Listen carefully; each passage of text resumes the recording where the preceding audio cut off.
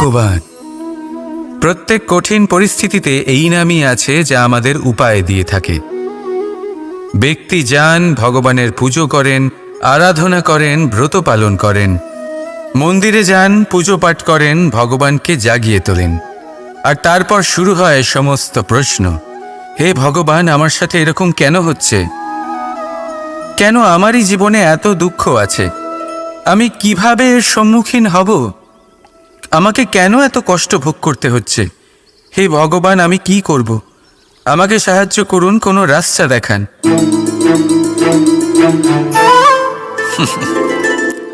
চলুন আমি আপনাকে একটা প্রশ্ন করি। মন্দিরে যাওয়ার চেষ্টা করার আগে আপনি কি জীবনে ততটা চেষ্টা করেছেন যতটা সেই সমস্যাকে দূর করার জন্য দরকার ছিল? দ্বিতীয় প্রশ্ন, ভগবানকে জাগানোর পূর্বে আপনি কি নিজেকে জাগিয়ে তুলেছেন? আপনি কি আলস্য ত্যাগ করেছেন? তৃতীয় প্রশ্ন, ভগবানকে জিজ্ঞাসা করার আগে আপনি কি নিজেকে জিজ্ঞাসা করেছেন যে আমি কেন এত অসফল হচ্ছি? যদি না করে থাকেন তাহলে সবার আগে এটা করুন। আপনি সমস্ত প্রশ্নের উত্তর পাবেন, সমস্ত বিপদের পরিত্রাণ পাবেন। অন্য কোথাও নয়, নিজের ভেতরে তাকিয়ে দেখুন। চেষ্টা করুন নিজেকে জাগিয়ে তোলার। আপনি সফল অবশ্যই হবেন, কারণ এই পরমাত্মা, ওই পরমেশ্বর, ওই পরব্রহ্ম আপনার মধ্যেই তো আছে। রাধা রাধা। সংসারে এমন একটা ভ্রান্ত ধারণা রয়েছে যে সবকিছু ভাগ্যের দ্বারা পাওয়া যায়, কিন্তু ভাগ্য, প্রারব্ধ এ তো সকলের জন্যই সমান হয়। এটা তো ব্যক্তির ওপরে নির্ভরশীল হয়, তার আকাঙ্ক্ষার উপরে নির্ভরশীল হয়, বাসনার উপরে নির্ভরশীল হয়, স্বভাবের উপরে নির্ভরশীল হয় যে উনি সেটা নিয়ে কি করেন। দেখুন, এই প্রসাদ কিন্তু সকলকেই দেওয়া হয়, কিন্তু তা গ্রহণ করবেন কিভাবে সেটা ব্যক্তির উপরে নির্ভর করে। আপনাকে এক উদাহরণ দিই। যেমন ধরুন, দুজন মানুষকে আমি একটা করে মাটির ডেলা দিলাম, সেটা নিয়ে তারা কি করবেন?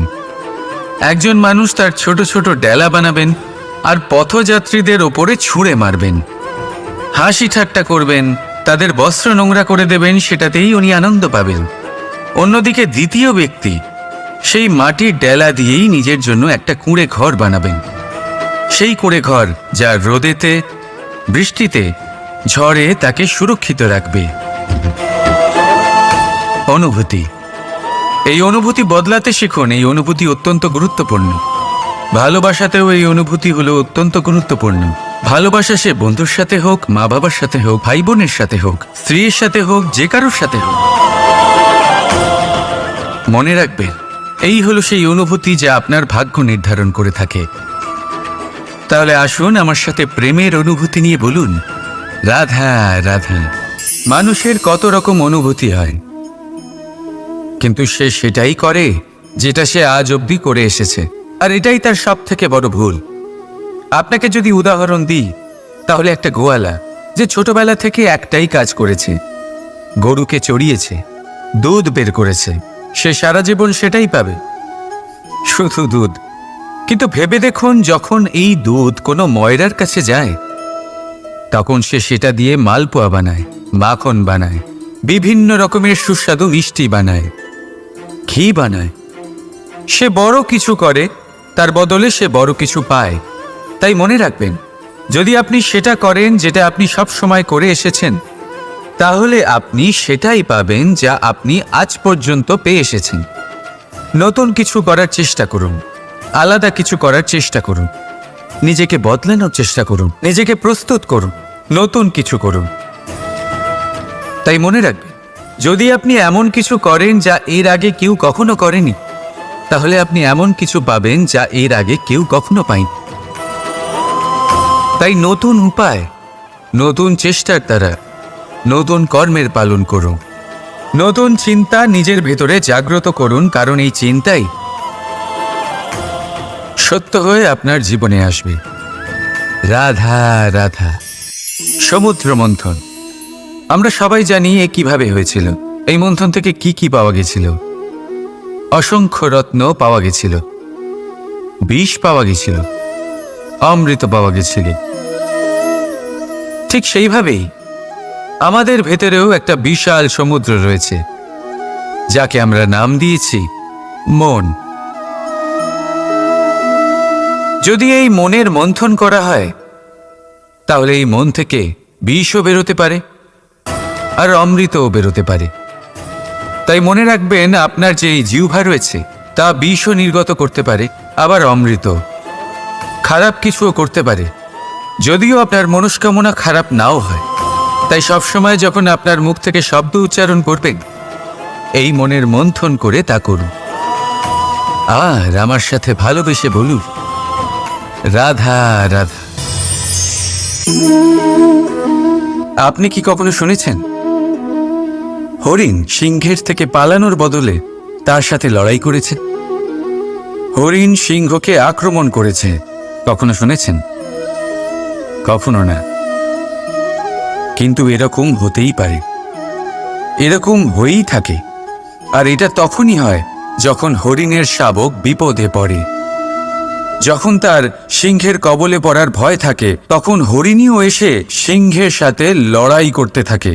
কারণ সে একজন মা, আর মা তার সন্তানের জন্য সব কিছু করতে পারে। এ হলো মায়ের স্নেহ, যেটা যত নরম হতে পারে ঠিক ততটাই কঠোরও হতে পারে। আর তার সন্তানের মঙ্গলের জন্য সে ক্রোধের সমস্ত সীমা পার করে তার সন্তানকে রক্ষা করেই ছাড়বে।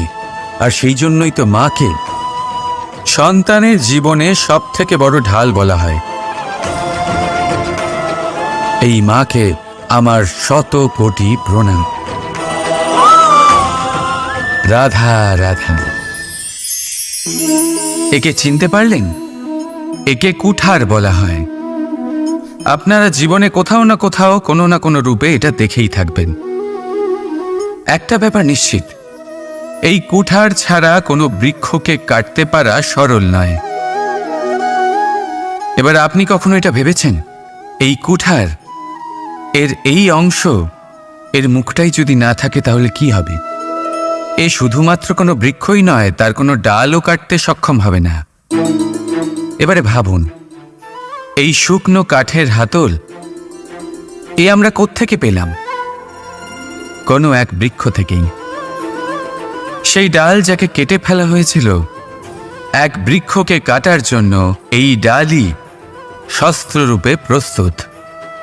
আমাদের জীবনে আমাদের প্রিয়জন, আমাদের আপনজন যখন সময় কখনো কখনো তাদের সঙ্গ না দেয়, যদি তারা দৈন দশায় থাকেন, তাহলে তাদের সঙ্গ কখনো ছাড়বেন না।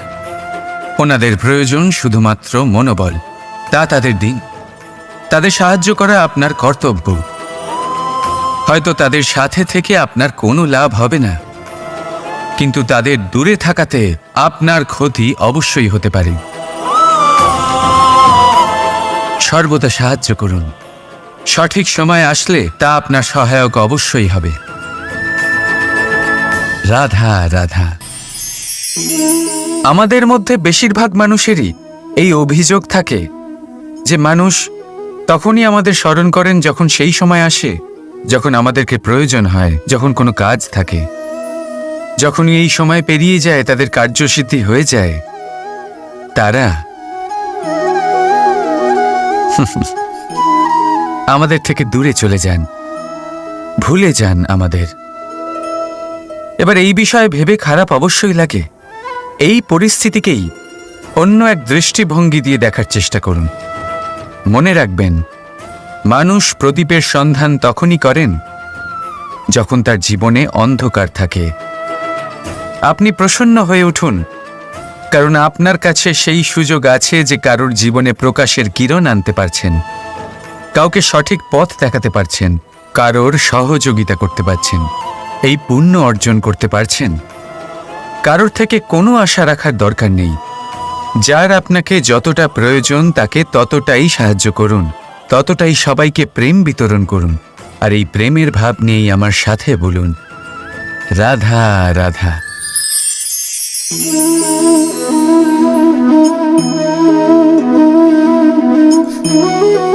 এই শুকনো পাতা দেখতে পাচ্ছেন? এটা কখনো গাছের ডালে ছিল, সবুজ তরতাজা, বৃক্ষকে পুষ্টি দান করত। কিন্তু যেই এটা শুকিয়ে গেল, যেই ও পুষ্টি সরবরাহ করা বন্ধ করে দিল, ওকে ফেলে দেওয়া হলো। এবার আপনি বলবেন, এটাই তো হলো সত্যি, এটাই তো হলো সংসারের তিক্ত সত্যি। এই সংসার ততক্ষণ পর্যন্তই আপনাকে নিজের সাথে রাখবে যতক্ষণ আপনি নিজেকে উপযুক্ত বানিয়ে রাখতে পারবেন। আমি এটা বলবো না যে এটা হলো মিথ্যে, কিন্তু এটা অবশ্যই বলবো যে এটা সম্পূর্ণ সত্যি নয়। সম্পূর্ণ সত্যি হলো এটাই যে যদি আপনি চান তাহলে চিরকালের জন্য সংসারকে পুষ্টি দান করতে পারেন, আর চিরকালের জন্য সংসার আপনাকে নিজের সঙ্গে রাখতে পারে। কিভাবে? এই শুকনো পাতার উদাহরণই আপনাকে দিচ্ছি।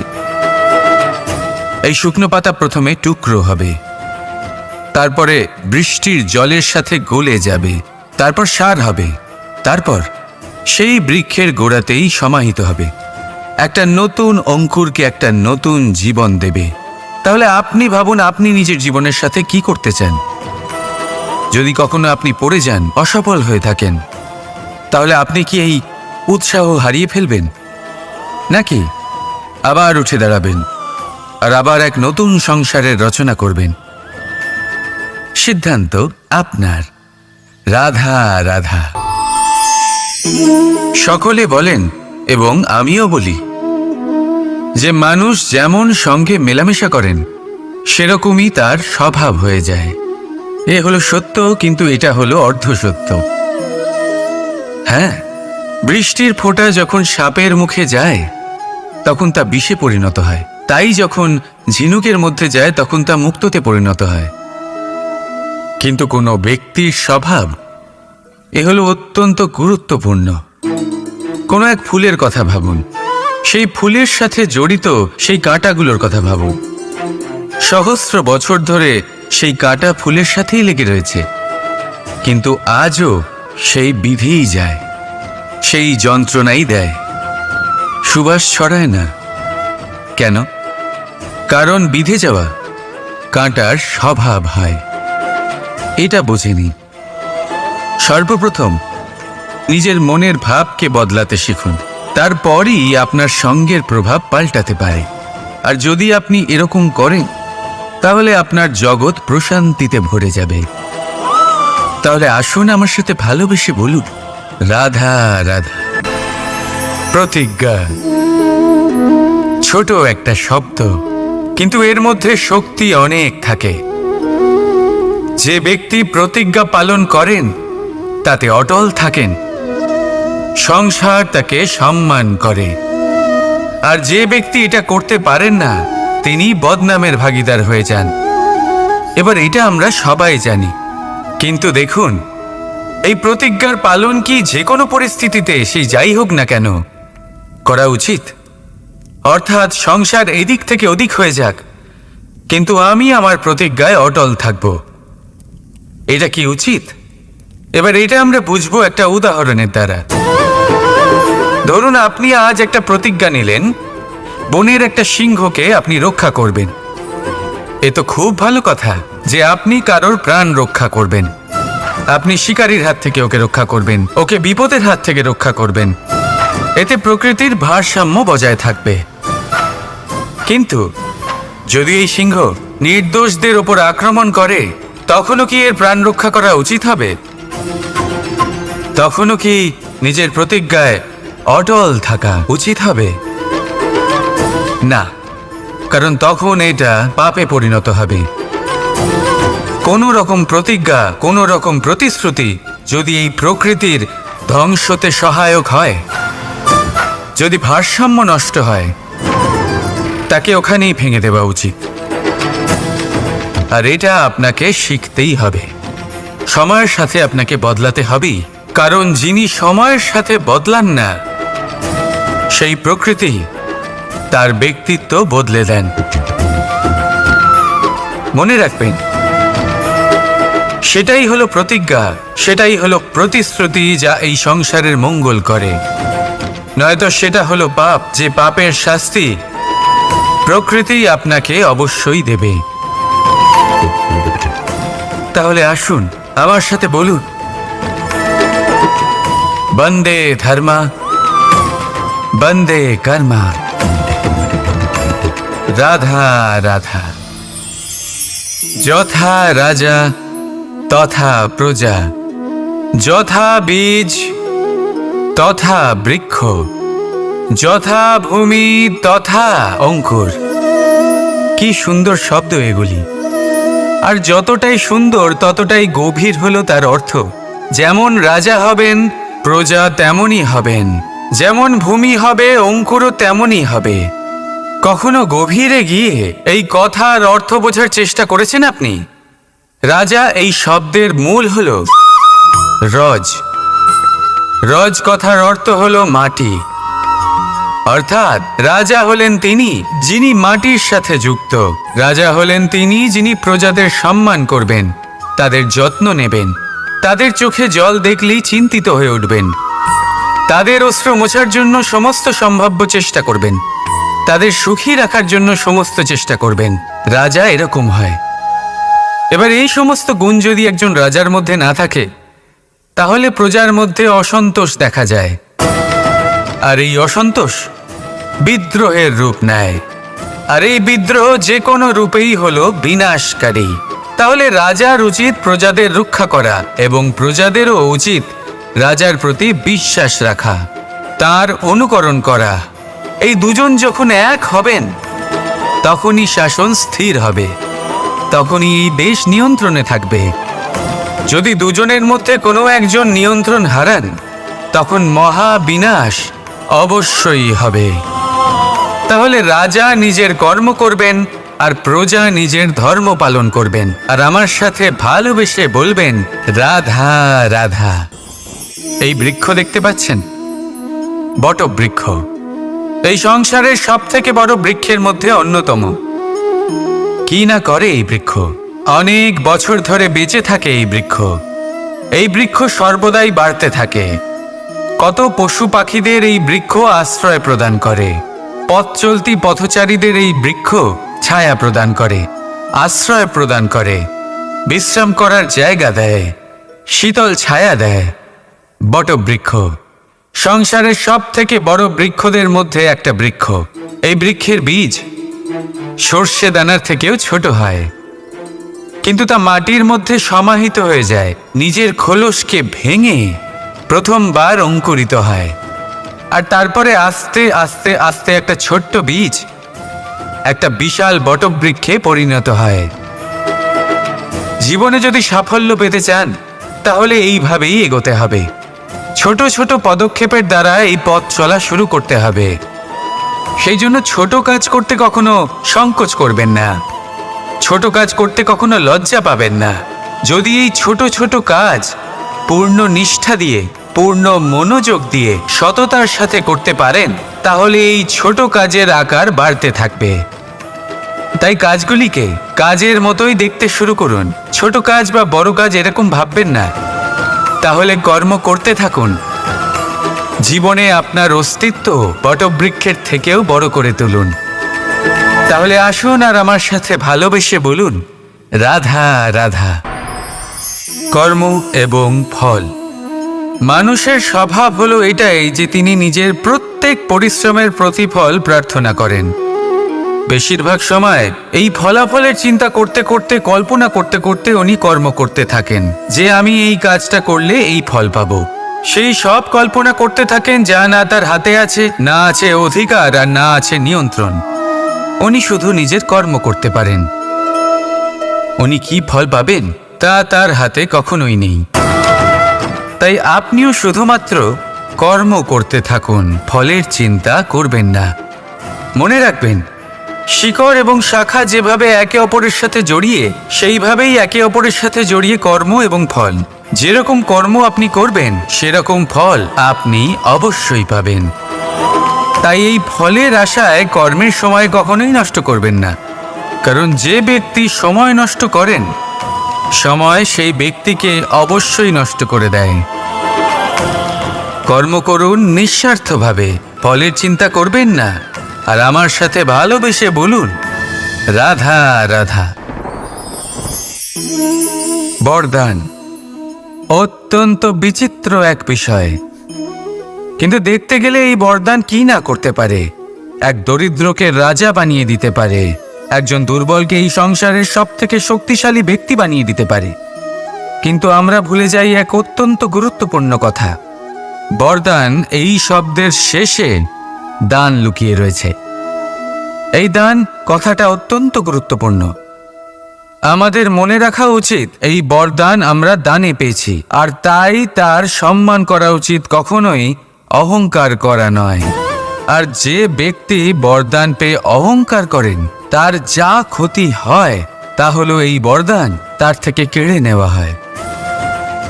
বর অর্থাৎ শ্রেষ্ঠ, অর্থাৎ বরদানের অর্থ হলো একটা শ্রেষ্ঠ দান, এবং তার ব্যবহার যদি আপনি কারোর ক্ষতি করার জন্য করেন তাহলে ক্ষতি শুধুই আপনার হবে। তাহলে এই বরদানের সম্মান করুন, উচিত পথে চলুন, আর উচিত উদ্দেশ্য নিয়ে এর ব্যবহার করুন, সব কিছু ভালোই হবে। তাহলে আসুন আর আমার সাথে ভালোবেসে বলুন, রাধা রাধা। মৌনতা। দেখতে গেলে সংসারের সব থেকে শক্তিশালী অস্ত্র হলো এই মৌনতা। আর দেখতে গেলে আমাদের এই অস্ত্রই কখনো কখনো আমাদেরই ওপর আক্রমণ করে বসে। কিভাবে? অনেক সময় আমরা আপনদের দেখে, তাদের অনুচিত কার্যকলাপ দেখে, অনুচিত কথা শুনে চুপ করে থাকি, ভেবে নিয়ে আমরা যেন কোনোভাবে তাদের আঘাত না করে ফেলি, দুঃখ না দিই, ক্রুদ্ধ না করে ফেলি, ভেবে নিয়ে এই সমস্যা এড়িয়ে যাবে। কিন্তু এইখানেই আরম্ভ হয় সব থেকে বড় সমস্যার। আমরা কিছুই বলি না এটা ভেবে উনি আমার আপনজন, আর সেই ব্যক্তি ভাবেন যে কিছুই বলেন না সেই আমার আপনজন। যদি আপনি সত্যি কাউকে আপনজন মনে করেন তাহলে তাকে বাধা দিতে শিখুন, তার অনুচিত কাজে, তার অনুচিত কথায় তাকে বাধা দিতে শিখুন। তক্ষুনি ওনাকে বোঝান যে উনি কি ভুল করছেন, ওনাকে বোঝান, ওনাকে সঠিক পথ দেখান, সেই পথে ওনাকে চালিত করুন। এটাই হলো আপন ভাবা। আর তার জন্য মৌন থাকা নয়, দরকার গর্জন করা। অনেক সময় অনুচিত কর্মের পথে চলতে গিয়ে কিছু মানুষ এমন ঘুমিয়ে পড়েন যে ওনাদের জাগানোর জন্য মধুর সঙ্গীত নয়, রৌদ্র হুঙ্কারের প্রয়োজন হয়ে থাকে। তাই আপনজনদের জাগান, শ্রেষ্ঠ কর্মের পথে ওনাদের চালিত করুন, আর আমার সাথে ভালোবেসে বলুন, রাধা রাধা। মায়ের আরো দুটো মহান গুণ, সাহস আর সম্বল। সাহস এটা যে সে তার সন্তানের জন্য সব কিছু করতে পারে, আর সম্বল যে সে তার সন্তানকে কখনো ভেঙে পড়তে দেবে না। একবার ভেবে দেখুন, যখনই আপনি আহত হন, চিৎকারের আগে মায়ের নাম কেন আসে? ভেবে দেখুন, যখন আপনার শক্তির প্রয়োজন পড়ে, সাহসের প্রয়োজন পড়ে, সামনের পথ আপনি দেখতে পাচ্ছেন যা অত্যন্ত কঠিন মনে হচ্ছে, তখন মুখ থেকে মায়ের নামই কেন বেরোয়? কারণ মা আমাদের সাহস যোগায়, মাই আমাদের ভরসাও যোগায়। মা জানেন কি করে আমাদের আঙুল ধরে আমাদের হাঁটতে শেখাতে হবে। মা এটাও জানে যে কিভাবে কান ধরে আমাদের সঠিক পথে নিয়ে আসতে হবে। এই রকম সাহসী মায়েদের আমার শত কোটি প্রণাম। রাধা রাধা। বসন্ত ঋতু এলেই একটি মিষ্টি কুহুধ্বনি শোনা যায়, যা মনে বসে যায়। কোকিলের কুহুতান বড়ই মিষ্টি, বড়ই সুন্দর। আরেকটি পক্ষীও আছে যার স্বর বড়ই মিষ্টি, আমাদের বাড়ির আশেপাশেই থাকে। সবুজ রং, লাল ঠোঁট। ঠিক চিনেছেন আপনারা, টিয়া। এই দুই পক্ষী আমাদের ভীষণ ভালো লাগে, মনকে শান্তি দেয়। কিন্তু এই দুজনের মধ্যে অনেক পার্থক্য। কোকিল বনে জঙ্গলে স্বাধীনভাবে ঘোরে, কিন্তু টিয়া, অনেক সময় আমাদের বাড়ির খাঁচায় বন্দি পাওয়া যায়। কেন হয় এরকম? কখনো ভেবেছেন? কারণ কোকিল নিজের ভাষা বলে, আর টিয়া বলে অন্যের শেখানো বুলি। যারা নিজের ভাবনায় দৃঢ় থাকেন, নিজের আত্মার কথা শোনেন, সেটাই করেন আর সেটাই বলেন, তারা এই সংসারে স্বাধীন থাকেন। আর যারা অন্যের বুলি বলেন, আত্মমন্থন না করে, তারা বন্দী হয়ে থাকেন, কখনো খাঁচায় আর কখনো ধারণায়। তাহলে কি হতে চান আপনি? কোকিল নাকি টিয়া? নির্ণয় আপনার। রাধা রাধা। সমস্ত সম্পর্কের ভিত হলো অটুট বিশ্বাস। এখন প্রশ্ন এই যে বিশ্বাস কাকে করা যায়? এটা বুঝতে গেলে আপনাকে আগে বুঝতে হবে যে বন্ধনে কাজে লাগে যে দড়ি, সেটা বানানো কি করে হয়। প্রত্যেক দড়িতে 3টি সুতো থাকে, যেগুলি একে অপরের সাথে জড়ানো থাকে। ব্যাস, বিশ্বাসের সাথেও ঠিক এটাই হয়। যদি আপনি তার সাথে বিশ্বাসের বন্ধনে জড়ান, যে আপনার জীবনের এই 3টি সুতো জানেন, বোঝেন। প্রথম, আপনার হাসির পেছনে লুকোনো আপনার কষ্ট। দ্বিতীয়, আপনার ক্রোধের পেছনে লুকোনো আপনার প্রেম। আর তৃতীয়, আপনার মৌনতার আড়ালে লুকোনো আপনার শব্দের আগ্নেয়গিরি, আপনার অসহায়তা। যে ব্যক্তি আপনার জীবনের এই 3টি সুতো, এই 3টি কথা জানেন, যদি তার সাথে আপনি বিশ্বাসের বন্ধনে জড়ান, তার সাহায্যে জীবনের বড় বড় বাধা অতিক্রম করতে পারবেন। রাধা রাধা। উড়তে কে না ভালোবাসে? সাফল্যের মহাকাশে গমন করতে কে না চায়? সবাই চায়। সবাই চায় যে এই সংসারে তাদের নাম, তাদের পরিচয় সব থেকে ওপরে থাকবে, যে তাদের নাম ইতিহাসে স্মরণীয় হয়ে থাকবে। কিন্তু সবার নাম ইতিহাসে লেখা হয় না। কিছু মানুষ নাম অর্জন করেও অনামী রয়ে যান। কেন? কারণ তারা এই ধরিত্রীর সাথে সম্পর্ক ভেঙে দেন। ভুলে যান এই কথাটা, যে উড়ান সম্পূর্ণ হওয়ার পরে ধরিত্রী তাদের বিশ্রাম দেবে,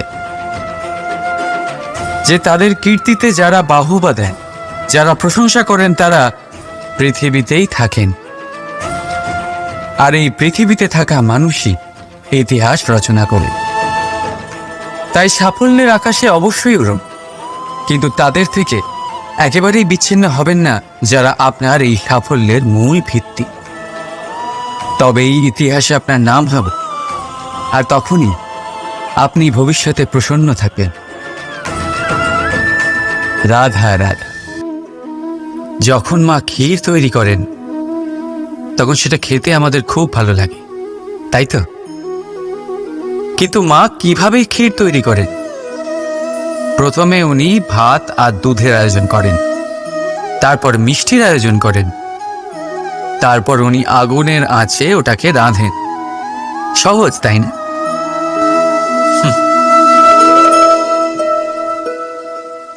অতটাও সহজ নয়। এই জীবনে আনন্দের ক্ষীর আস্বাদন করার এটাই উপায়, কিন্তু এতে সময় অনেকটাই লাগে। শুদ্ধ শুভ্র দুধের মতো ভাবনায় সদা অটুট সম্পর্কের মধ্যে প্রেমের মিষ্টত্ব মিশিয়ে যখন প্রয়াস আর পরিশ্রমের আগুনের আজে অনেকক্ষণ রাধা হয়, তখন তৈরি হয় আনন্দরূপী ক্ষীর।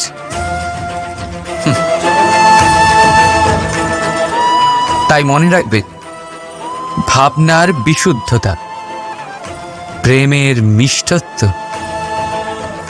আর আত্মার প্রয়াস, এই 3টি মেশালে তবেই জীবনে আনন্দ লাভ করবেন। রাধা রাধা। ভগবান প্রত্যেক কঠিন পরিস্থিতিতে এই নামই আছে যা আমাদের উপায় দিয়ে থাকে। ব্যক্তি যান, ভগবানের পুজো করেন, আরাধনা করেন, ব্রত পালন করেন, মন্দিরে যান, পুজো পাঠ করেন, ভগবানকে জাগিয়ে তোলেন। আর তারপর শুরু হয় সমস্ত প্রশ্ন। হে ভগবান, আমার সাথে এরকম কেন হচ্ছে? কেন আমারই জীবনে এত দুঃখ আছে? আমি কিভাবে এর সম্মুখীন হব? আমাকে কেন এত কষ্ট ভোগ করতে হচ্ছে? হে ভগবান, আমি কি করব? আমাকে সাহায্য করুন, কোনো রাস্তা দেখান।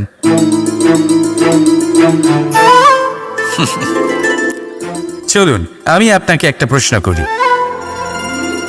মন্দিরে যাওয়ার চেষ্টা করার আগে আপনি কি জীবনে ততটা চেষ্টা করেছেন যতটা সেই সমস্যাকে দূর করার জন্য দরকার ছিল? দ্বিতীয় প্রশ্ন,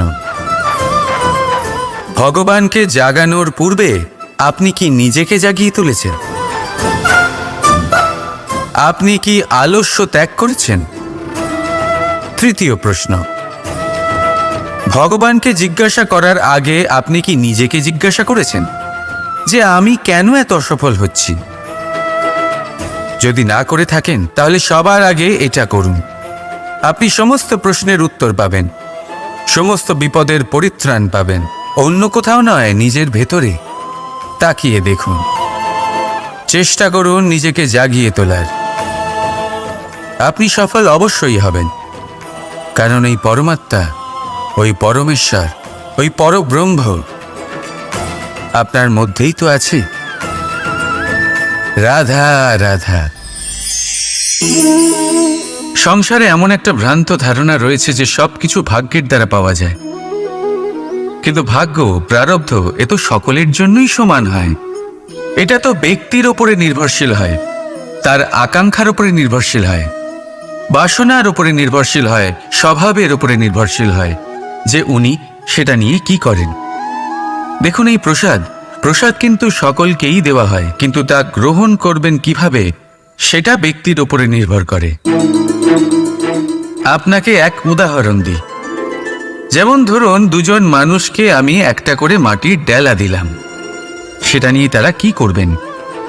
একজন মানুষ তার ছোট ছোট ডেলা বানাবেন আর পথযাত্রীদের ওপরে ছুঁড়ে মারবেন, হাসি ঠাট্টা করবেন, তাদের বস্ত্র নোংরা করে দেবেন, সেটাতেই উনি আনন্দ পাবেন।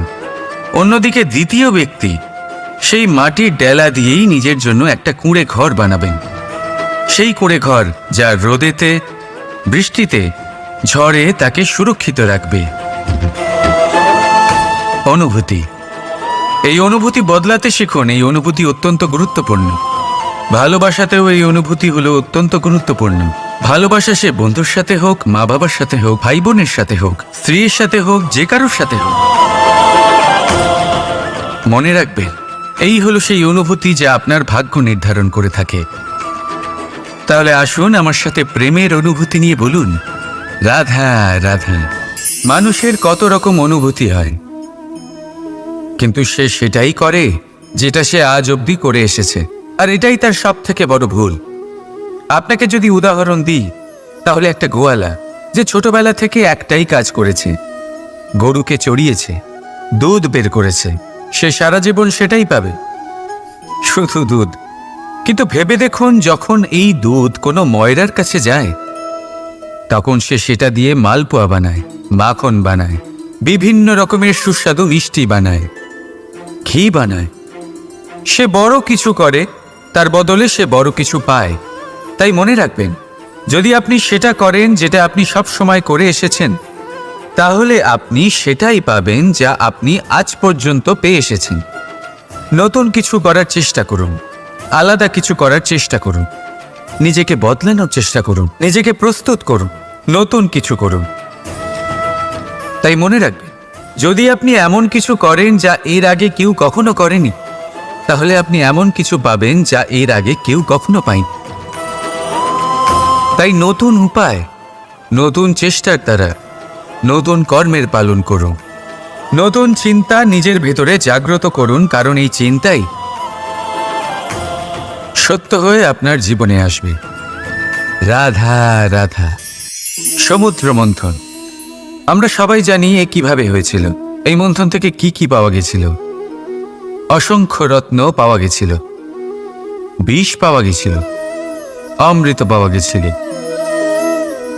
ঠিক সেইভাবেই আমাদের ভেতরেও একটা বিশাল সমুদ্র রয়েছে, যাকে আমরা নাম দিয়েছি মন। যদি এই মনের মন্থন করা হয়, তাহলে এই মন থেকে বিষও বেরোতে পারে আর অমৃতও বেরোতে পারে। তাই মনে রাখবেন, আপনার যে জিহ্বা রয়েছে তা বিষও নির্গত করতে পারে, আবার অমৃত। খারাপ কিছুও করতে পারে, যদিও আপনার মনস্কামনা খারাপ নাও হয়। তাই সবসময় যখন আপনার মুখ থেকে শব্দ উচ্চারণ করবেন, এই মনের মন্থন করে তা করুন। আর আমার সাথে ভালোবেসে বলুন, রাধা রাধা। আপনি কি কখনো শুনেছেন হরিণ সিংহের থেকে পালানোর বদলে তার সাথে লড়াই করেছে? হরিণ সিংহকে আক্রমণ করেছে, কখনো শুনেছেন? কখনো না। কিন্তু এরকম হতেই পারে, এরকম হয়েই থাকে। আর এটা তখনই হয় যখন হরিণের শাবক বিপদে পড়ে। যখন তার সিংহের কবলে পড়ার ভয় থাকে, তখন হরিণীও এসে সিংহের সাথে লড়াই করতে থাকে। কারণ সে একজন মা, আর মা তার সন্তানের জন্য সব কিছু করতে পারে। এ হলো মায়ের স্নেহ, যেটা যত নরম হতে পারে ঠিক ততটাই কঠোরও হতে পারে। আর তার সন্তানের মঙ্গলের জন্য সে ক্রোধের সমস্ত সীমা পার করে তার সন্তানকে রক্ষা করেই ছাড়বে। আর সেই জন্যই তো মাকে সন্তানের জীবনে সব থেকে বড় ঢাল বলা হয়। এই মাকে আমার শত কোটি প্রণাম।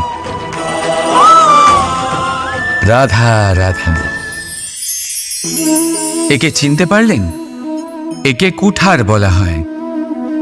আপনারা জীবনে কোথাও না কোথাও কোনো না কোনো রূপে এটা দেখেই থাকবেন। একটা ব্যাপার নিশ্চিত, এই কুঠার ছাড়া কোনো বৃক্ষকে কাটতে পারা সরল নয়। এবার আপনি কখনো এটা ভেবেছেন, এই কুঠার এর এই অংশ, এর মুখটাই যদি না থাকে তাহলে কি হবে? এ শুধুমাত্র কোনো বৃক্ষই নয়, তার কোনো ডালও কাটতে সক্ষম হবে না। এবারে ভাবুন, এই শুকনো কাঠের হাতল এ আমরা কোত্থেকে পেলাম? কোনো এক বৃক্ষ থেকেই। সেই ডাল যাকে কেটে ফেলা হয়েছিল, এক বৃক্ষকে কাটার জন্য এই ডালই শস্ত্ররূপে প্রস্তুত। আমাদের জীবনে আমাদের প্রিয়জন, আমাদের আপনজন যখন সময় কখনো কখনো তাদের সঙ্গ না দেয়, যদি তারা দৈন্য দশায় থাকেন, তাহলে তাদের সঙ্গ কখনো ছাড়বেন না। ওনাদের প্রয়োজন শুধুমাত্র মনোবল। তা তাদের দিন। তাদের সাহায্য করা আপনার কর্তব্য। হয়তো তাদের সাথে থেকে আপনার কোনো লাভ হবে না, কিন্তু তাদের দূরে থাকাতে আপনার ক্ষতি অবশ্যই হতে পারে। সর্বদা সাহায্য করুন। সঠিক সময় আসলে তা আপনার সহায়ক অবশ্যই হবে। রাধা রাধা। আমাদের মধ্যে বেশিরভাগ মানুষেরই এই অভিযোগ থাকে যে মানুষ তখনই আমাদের স্মরণ করেন যখন সেই সময় আসে যখন আমাদেরকে প্রয়োজন হয়, যখন কোনো কাজ থাকে। যখনই এই সময় পেরিয়ে যায়, তাদের কার্যসিদ্ধি হয়ে যায়, তারা আমাদের থেকে দূরে চলে যান, ভুলে যান আমাদের। এবার এই বিষয়ে ভেবে খারাপ অবশ্যই লাগে। এই পরিস্থিতিকেই অন্য এক দৃষ্টিভঙ্গি দিয়ে দেখার চেষ্টা করুন। মনে রাখবেন, মানুষ প্রদীপের সন্ধান তখনই করেন যখন তার জীবনে অন্ধকার থাকে।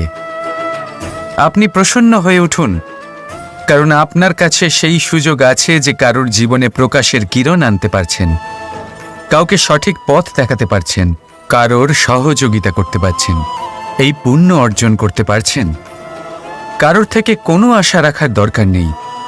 যার আপনাকে যতটা প্রয়োজন তাকে ততটাই সাহায্য করুন, ততটাই সবাইকে প্রেম বিতরণ করুন। আর এই প্রেমের ভাব নিয়েই আমার সাথে বলুন, রাধা রাধা।